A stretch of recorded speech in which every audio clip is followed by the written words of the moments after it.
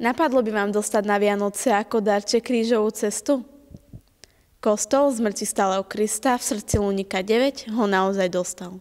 Ubehli 2 roky od konsekrácie kostola, kým sa veriaci dočkali krížovej cesty. Ja si myslím, že v každom kostole je súčasť výbavy, je aj cesta utrpenia Pána Ježiša. Proste to bolo už od začiatku, ako sa kostol realizoval, že v budúcnosti tu bude aj krížová cesta. Výrobu krížovej cesty zverili Salesiáni akademickému sochárovi Petrovi Beňovi, ktorý je aj tvorcom sochy zmŕtvychvstalého Krista. Príbeh Krista a príbeh človeka, ktorý sa nejakým spôsobom niekde prelína.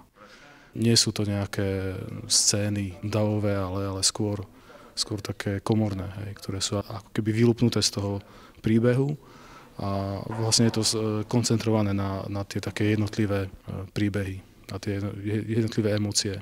Výjavy krížovej cesty sú názorné a ľahko čitateľné aj pre Rómov.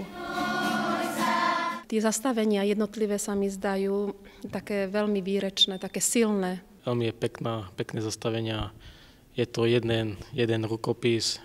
Ja si myslím, že Luník 9 potrebuje krížovú cestu, keď už máme tu tento kostol, aby tie ľudia vedeli, že ako to žiť s tým.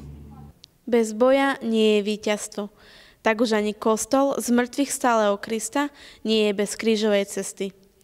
Pre lunik9.sk Nikola Harakaliová.